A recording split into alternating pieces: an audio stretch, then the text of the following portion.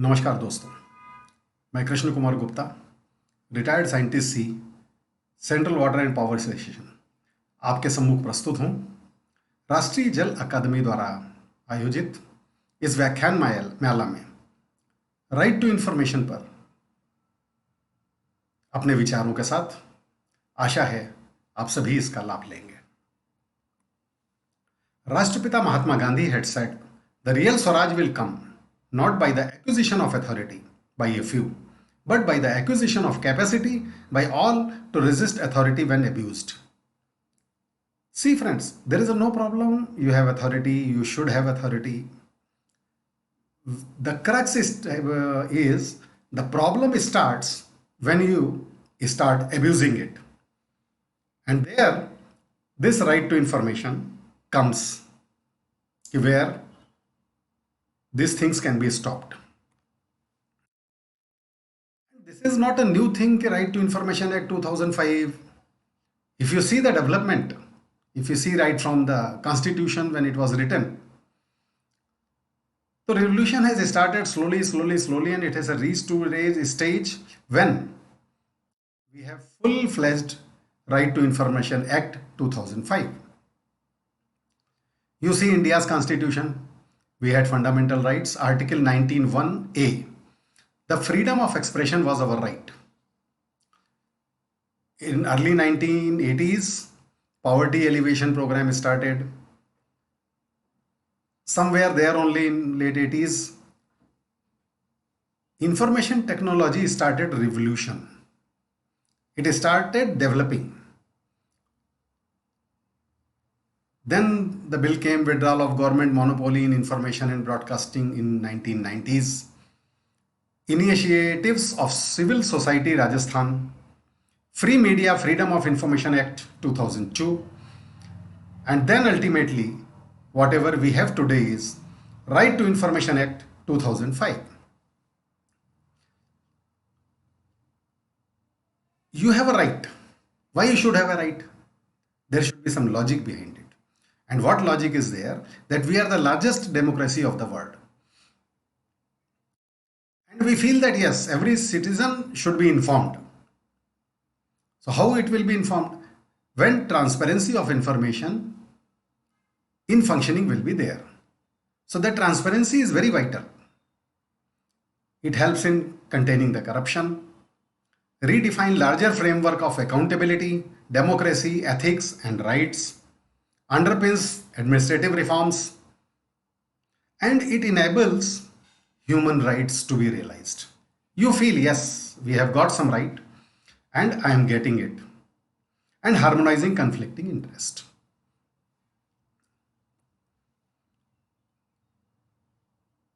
Right to Information Act, we learn a lot. What is the purpose of this? If we can define, this is for corruption free and transparent governance. This is necessary. Under this, citizens secure access to information in order to promote transparency and accountability in the working, to create conditions for taking informed decisions, greater probity in the functioning of the government departments. Democracy requires informed citizenry and transparency of information to contain the corruption. Ultimately, why you should have a right of information? Same, whatever Gandhiji said. If authorities started misusing their powers, then public should have right to see that, and if there is anything wrong, they can take action against that. But still a lot of limitations are there. So it is conflict. What are the conflicts or what are the limitations? Efficient operations of the government. You also know how government department works, how efficiently we work. We also belong to a government organization. Somewhere we find ki yes, we become lethargic or we overlook some rules. We start doing the things which are not allowed by the law. Second limitation is optimum use of limited fiscal resources. Whatever resources should be there, we don't have that. So that is also a limitation. And preservation of confidentiality of sensitive information. This is very important aspect. Lot of times you hear, you do this, your name will be kept secret. But you see, it is not. In so many cases, through so many mediums, it comes out. So here it is a conflict. Ki what literally whatever we should get under Right to Information Act, we are getting it or not. Continuing on that, the RTI bill was introduced in the Lok Sabha in December 2004. As you know, there is a procedure when a bill becomes the act. It was passed by both houses of parliament in May 2005. The assent of President was received on 15th June 2005 and act was notified in the Gazette of India on 21st June 2005. So exactly on 21st June 2005, it was enacted. It was established, and from that day onwards, public was having full right to information act, whatever was provision under this. The RTI Act has been operational on 12th October 2005 after completion of 120 days from the date of presidential assent. Even if President gave a nod, it was published, but it took some time to become operational. So exact date of operation is 12th October 2005. It came into existence on 21st June 2005 and operational only on 12th October 2005. What are the salient features of the Act? I will tell you. Maximum disclosures, duty to publish,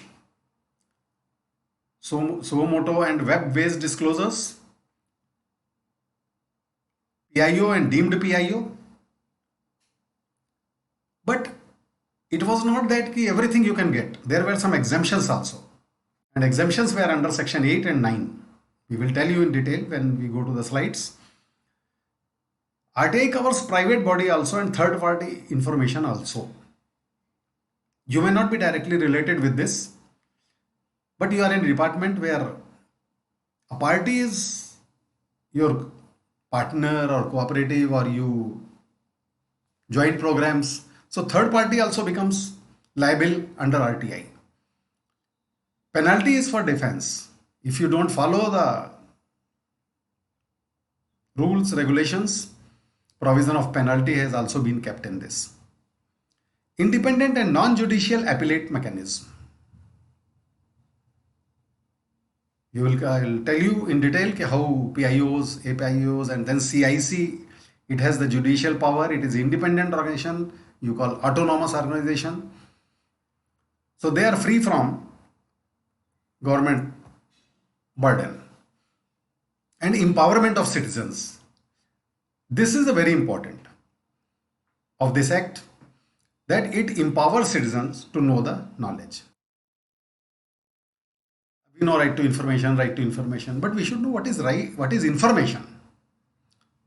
So under section 2F, information means any material in any form, including records, documents, memos, emails, opinions, advices, press releases, circulars, orders, logbooks, contracts, data material held in any electronic form comes under information. Or information is always recorded also. So what is record? This has been defined in section 2I. It includes any document, manuscript and file, any microfilm, microfiche and facsimile copy of a document. See, this is a different type of how you can store the information. Any reproduction of image or images embodied in such microfilm and any other material produced by a computer or any of these devices comes under the record. This is recording of the information. Because once it is information, it has to be recorded somewhere. Otherwise, how you will retrieve it? So what does right to information mean to a general public? It has been defined under section 2J. It includes the right of a public to inspect works, documents, records. Means it gives you freedom. You have doubt somewhere, you can go to the department, you can ask that I want to inspect the things. I want to see the document, I want to see the record. This is your right. Take notes, extracts, or certified copies of documents. It may happen that you find some malafatious thing in that. Then you may like to go to the court and all other further. So you require a document of records as a proof or extract. So that certified copies of documents also you get. Take certified samples of material. If it is a construction or something, you can collect the material also, certified samples. Obtain information in form of printouts, diskettes, floppies, tapes, in any other electronic mode or through printouts. Section 3 clearly says all the citizens have the right to information. ये मूल मंत्र है right to information act का कि every citizen has the right to know the information. अब so many things are there in that. I will go one by one. In further slides we will use this terminology, so I will show you. Public authority. What is public authority? So any authority or body or institution of self-government established or constituted by or under the constitution, by any other law made by parliament, by any other law made by state legislator, by notification issued or order made by the appropriate government, and includes any body owned, controlled, or substantially financed. It is not that it should be only government office or it should be private office. It can be a body, it can be controlled or substantially financed by also some project or government, non-government organizations substantially financed, NGOs also, who get finance from somewhere, government takes has eyes on that, controls it, which you call as a audit, and directly or indirectly by funds provided by the appropriate government. And NGOs, they get fund from government also, from private donors also, but it is under eye of the government. You are always under lens, because your audit, you have to do the audit, your audit raises the points, same procedure. A public authority has to fulfill certain obligations as per RTI Act 2005. So this public authority means वो जो government body है, government office है, state legislature controlled है और controlled office है, ये सब RTI act के अंतर्गत 2005 में इनको कुछ इनके ऊपर जिम्मेदारी है आरटीआई के संबंध में.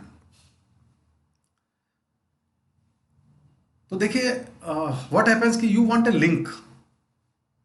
आरटीआई आपको मिला, ठीक है, you have right to information, but you can not go in the air I want right, this is I want information. So there should be some medium, and that medium or link. So that link between RTI and the citizen, it has been established. It is called Public Information Officer. There are two designations. One is PIO, Public Information Officer, that provides information to anyone requesting for it, and APIO, it receives applications and forwards them to PIO. It is as good as officer and assistant, like this. These two categories are here. If you see that from administrative viewpoint, what is the PIO function? So functions of the PIO or duties of the PIO is monitoring RTI cell working. Every office, every body has RTI cell under it. So PIO monitors it, ensuring maintenance of RTI cell based records. He will also ensure that all the records are properly maintained in RTI cell. Compilation and sending of RTI info to CIC. Periodically, there is a provision that he has to send how many cases came and how many answers he gave. So this compilation and sending of information to Chief Information Commission, that is CIC. Forwarding appeals. Sometimes case doesn't settle at the level of PIO. So the second appellate authority is the CIC, IC and then CIC. So he forwards the appeals and liaison with the nodal offices. Nodal offices are there where he gets information, different departments, different sections. So he has to liaison with those officers. Role of PIO and APIO. Under the RTI Act, Public information officers should be designated in all administrative units of every public authority in order to receive information request from citizen. You are also government servant. Suppose you are posted in some office and you are posted as a PIO, given the charge. So every office should have a RTI cell, and he should appoint a PIO who will receive the information request from citizens. What citizen want? Because as RTI Act mein I want something when it happens, suppose you want to tell, so you will submit it. So that information request also to be collected. RTI Act requires that every public authority shall designate assistant public information officers. See, alone he cannot work. He wants some network. He wants some people under him with whom he can monitor. He can do the things. He can sign the documents. Agreed. Finally, but it has to be collected through some channels and all this. So he wants a infrastructural support. So he gets assistant public information officer. And under the act, every APIO has the duty and responsibility to receive information requests from the citizens. So basically what will be there? The role of APIO is he will collect the information and he will pass on forward to the PIO of the concerned public authority that is likely to have the information being sought by the applicant. You see National Water Academy, or you see the Central Water Commission, tomorrow you are in administrative section and your RTI cell, there is an inquiry came from public. Yeah, I want when following peoples were appointed and what is their qualification. So what you will do, you cannot give information. So APIO, what he will do, he will forward this to the concerned department through PIO. And concerned department means your administration will give the information back through PIO that following persons were appointed on such and certain date, and this is the status of their affairs. So like this is the system, how it works. Duties and responsibilities. See, everything, it is not only post comes means you get power and you can have that. Same way PIO also. He accepts a request for information, render reasonable assistance to citizen requesting for information. Sometimes सरकारी दफ्तर है, चक्कर लगाने पड़ते हैं, information नहीं मिलती है. So PIO comes forward and he will see, he will give you assistance to get the information. Reduce oral request into writing, and he will request you कि भाई oral request नहीं होती है, please put up the things in the writing and assist sincerely disabled persons.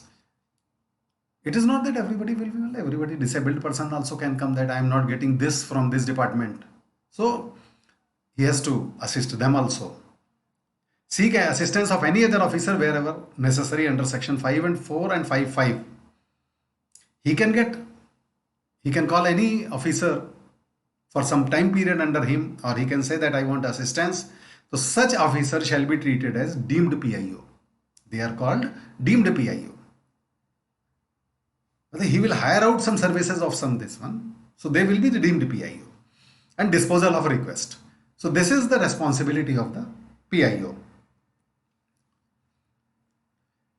Now we will go ahead. I told you APIO duty is also like that. Only he has to collect and pass on to the PIO. Put in the channel. How you can get information? अगर आपको job चाहिए तो आपको apply करना है ना. Same thing, यहां भी आपको एक एप्लीकेशन देनी है. तो under section 6(1) request for obtaining information, and citizen can always ask for a copies of documents. Questions and queries to be avoided. See, you cannot have questions and why it was government office was established. He cannot question it or he cannot query it. So such type of queries should be avoided. Avoid asking details of 20 years back. Under section 8(3), it has been expressed that more than 20 years back information you should not ask, because normally nobody has a record. If you see record keeping documents, every record has got its time frame up to which period it has to be maintained. So normally maximum period is 20 years. इसलिए if you want to have the record of 20 years back, you may not get information. But some documents are there which are preserved for a lifetime, so you can get those information specific on your record. So application very clear, it should say point wise what is your requirement. Don't give blah blah detail. Literally just come 1.2 lines application. I want this. And application shall not exceed 500 words excluding annexures and address of PI and applicant by July 2012 rules. So previously people used to write 3344 pages. Although their PIO has to search out literally what this fellow wants. So now in July 2012 rules, there was a provision that your application should not exceed 500 words, which includes annexures, address of PIO, applicant, etc., everything. You have given application. Now PIO office will start working on this, or you can say RTI cell will start working on this. So you should have a checklist. Normally you also have your, whenever in your department you suppose you invite tender, so you have checklist what is to be seen and what documents have to be accompanied along with the tender document. Same way here also, the application whether it has name and address of the applicant. बेनामी application पर कोई भी क्रिया नहीं होगी. Suppose you give application even if you put but you don't put signature और you don't put name, you will not get any information. So you have to give your name and address. Then application fee, paid receipt also it has to be attached with that. Or if you are below poverty line, then that certificate you attach you are exempted from the fee. Contact numbers, emails, IDs if it available, but it is must contact numbers, because suppose RTI wants to ask you, cell wants to inquire something from you, so they should come to know. And it should be clearly have the date of application. Normally we people are very lazy, नहीं लिखा तो क्या होता है. In this case it is very important because it is a time frame. You will know fees कैसा होगा. So fees structure is also like this, less than A3 size document you will get at ₹2 per copy. Inspection of files, first 1 hour free. Suppose you want to see, I want to see some files which is containing 500 pages. So what will happen? First 1 hour is free, subsequent hours ₹5 per hour. CD or floppy suppose you want, you have to pay ₹50, and postal charges exceeds ₹50. Sample as per size. One thing we are seeing that even if we charge the fees, but RTI cell has been informed that the information should be as far as possible free of cost or at prescribed cost of medium or printout. If it is not too much papers, you can get free of cost also. No fees are to be taken from those below the poverty line, whatever we say below poverty line. If additional fees are required, cost of providing information, suppose something exceeds to limit, suppose there is a 10 rupees for 5 pages or 10 pages, but your information requires 12 pages, so additional fees will be there. So it is the responsibility of PIO to give the calculation and appeal rights, and if time limits passed, information to be given free. Everything is time frame. That's what I tell you, the date of application should be also there. It is a must, because time frame अगर पास होता है तो information उसे free देनी पड़ेगी if it delays. तो request of for information आप किसको request करेंगे? You will make it to PIO or APIO. मतलब application will be addressed to PIO. You will submit it to APIO, which will further process the things. Will specify into particulars to be in writing. Verbally you cannot ask the information मुझे चाहिए. Electronic means if it can't be in writing, PIO will assist to reduce oral request to writing. Now what we say, suppose you don't want to write, so okay, you send email, that also works out. But it has to be written document that you seek this information. As far as languages are concerned, Hindi, English or official language of the area, you can apply, you can write in any language, accompanied by the prescribed fee. See, these are the, whatever was the checklist, same thing for public it is there. You have to address, you have to accompany the fee, and no reason required. You need not to specify why you require this. You can simply say, I want this information. Nobody can compel you to give reasons why you want this. No personal details required except for contacting.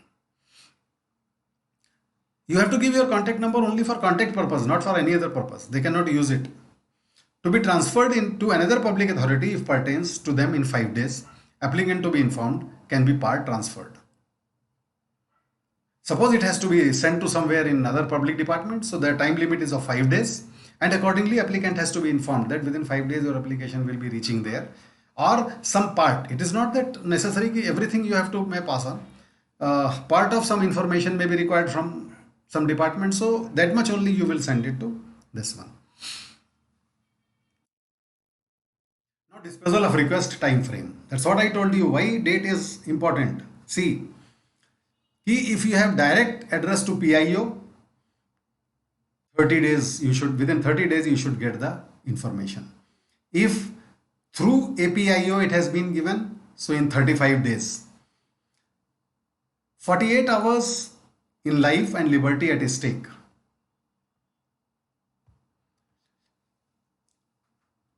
Wherever days में होता है, sometimes very urgent. Suppose somebody's life is in danger, or it is a question of life and death or something information you want. So they have to provide it within 48 hours. If redirected, in 5 days. Suppose it has to be sent somewhere, whatever I told you, either in full or in part. So it is a 5 days. If not given in time, deemed refused. So suppose they don't respond to you. So it deemed refused means it sees that it has been refused, information cannot be given to you, but reasonably they should inform you. Submission to be asked from third party in 5 days. That's what I tell you. Same again 5 days redirection पर कि अगर third party submission है तो उसको 5 days time limit है. How to dispose? भाई आपने पूछा. One thing was there that under RTI you asked the information. So it has to be disposed of also, your application. How it can be disposed? So give the information right away. Suppose you ask something, it was available, means it is in same department, not to be sent to third party in particular section, because time limit is there 30 days. So he will get it and he will pass on to you. Give on payment of further fees. Suppose limit crosses of the documents or something, then you have to pay further fee. Transfer to another public authority. Suppose here you don't get it, it has to be sent to some other authority. So transfer ka, he will inform you that it has been transferred to XYZ department. You can contact there. Refuse with reasons as per exemptions in the Act. I tell you, as per exemption 8 and rule 8 and 9, there are some exemptions. So you can refuse. You know, this information cannot be given. It will be one-liner only. Ask for third party submission. Further action thereupon. Suppose somebody asks the third party mein, then another action is also required. You have to submit it to third party. You can convey it to the person. Cases of rejection. Suppose your application has been rejected. Suppose some citizen applies for some information and that has to be rejected. So PIA has to communicate. First thing, reason for rejection. Why it is rejected. Matlab he has to tell under rule 8 or under rule 9 how this is this one. This information is confidential or classified. It cannot be given. He has to reason. See how much clarity is there in the law that a citizen doesn't need to give reason why he wants information. But a PIO has to communicate the reason. Allowable period of appeal. Suppose it is rejected, same, just like in court happens. Suppose they reject your appeal, then they say you can go to the higher court. Same way, PIO will also give you the allowable period. Within these period, this is days, within these days, you can appeal to the higher court. And particulars of appellate authority. So where you will appeal, you don't know. You are a normal citizen, you know only I know PIO. So PIO has to give the address of second appellate authority also.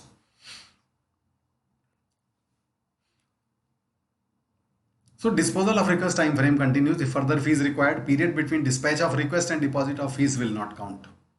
So again, time frame.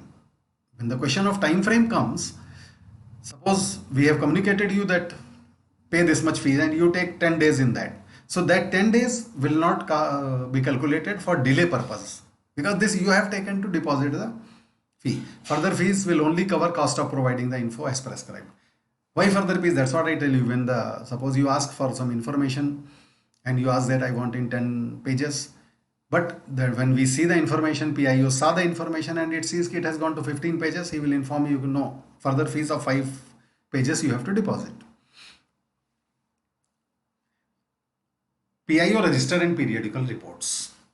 This also, I told you, PIO, duty of PIO is also to communicate to further monthly or fortnightly or quarterly, whatever it is there in pro forma, periodical reports of that particular department. Suppose I am PIO at CWPRS, so every month or quarterly or yearly I will send to report that so many applications were received, so many has been rejected, so many has been, whatever the details, it has been communicated ultimately to CIC. So there should be a register in the PIO office, name and address of the applicant, date of receipt, details of information sought, details of fees received, and last date for disposal. So these columns will be there in the register, and this has to be filled up. When you receive one application, you have to fill up all these things. Even if you are given answer, so record will be there when you had applied for and when you were given the application. What more is register required there? Information provided or not. Same way, rejection or given the information. Date of providing information. See how meticulously they have made all the things that PIO cannot escape the things. Suppose he want to कुछ गायब करना है, कुछ करना है, manipulate, he cannot, because he has to keep the record, and that record is checked always by the Vigilance Commission or CIC officers within time limit, cross time limit, all reasons he has to specify. Statement of fees, partial information provided, reasons, information is denied, reasons, applicant. See, this may also happen, you may ask some information which is partly classified. So that classified information you may not be given. Rest you will be given. So that is partial information, it is called. But what reason you have to submit? No, this part is classified, so cannot be given. Or under rule 8(9) it has been exempted, so you cannot get this information. Even if I have, but I cannot give you. Applicant has filed an appeal or not. See, probably it is seen that when you give appellant address and all these things, you request that if you file an appeal, you inform us also. Because then you have to keep your records ready to be submitted to the CIC. So application, any other information important, it has to be there. What are the processes? It is section, different under section and subsection, this has been defined. Section 6(3) says the transfer applications when information held by another public authority. Suppose I don't know you have it or you don't have. Suppose I asked you, you give information according to this, and you know this is not the information is not available in your part, so you have to forward it to the another office. So that transfer of application, it has to be informed when information it is not here. So section 6(3), PIO will inform you that this information is not available in the office, and this applications I am forwarding to so and so office, and that address it will give you. So further you can follow up there. Disposal of requests. This comes under section 7 within 30 days, 7(1) में.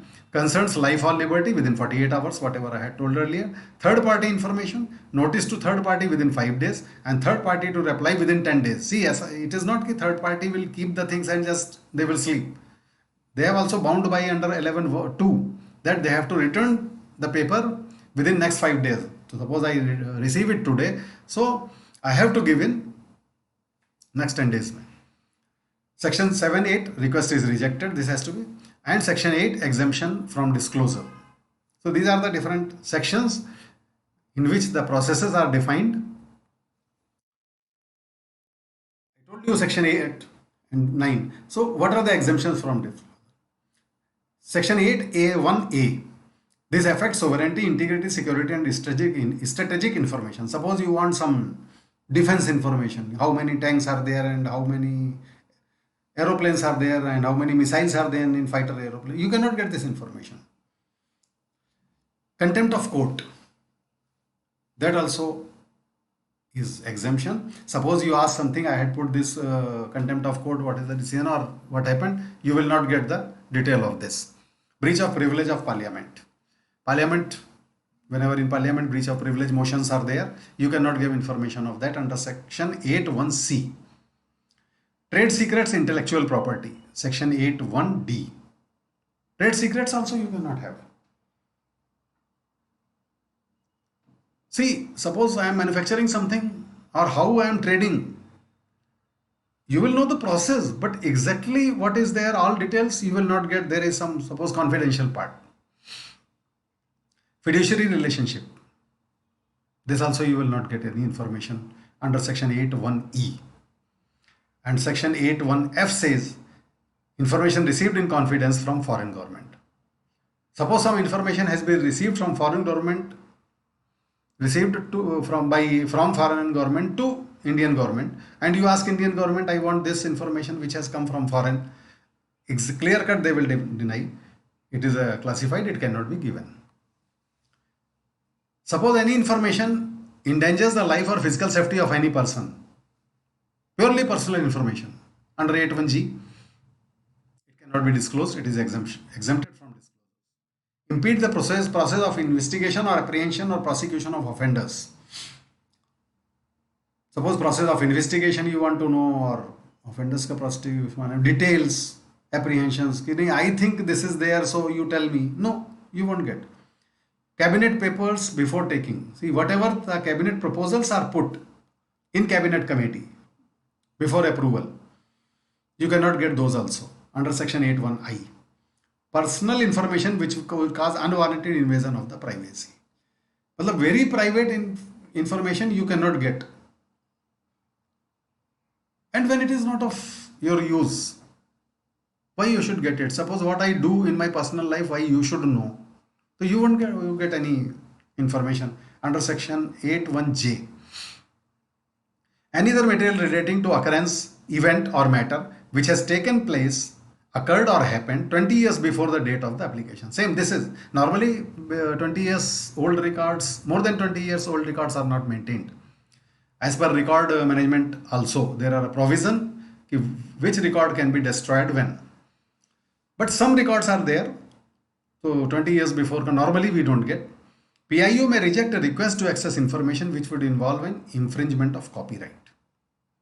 Suppose there is infringement of copyright. That information also you will not get.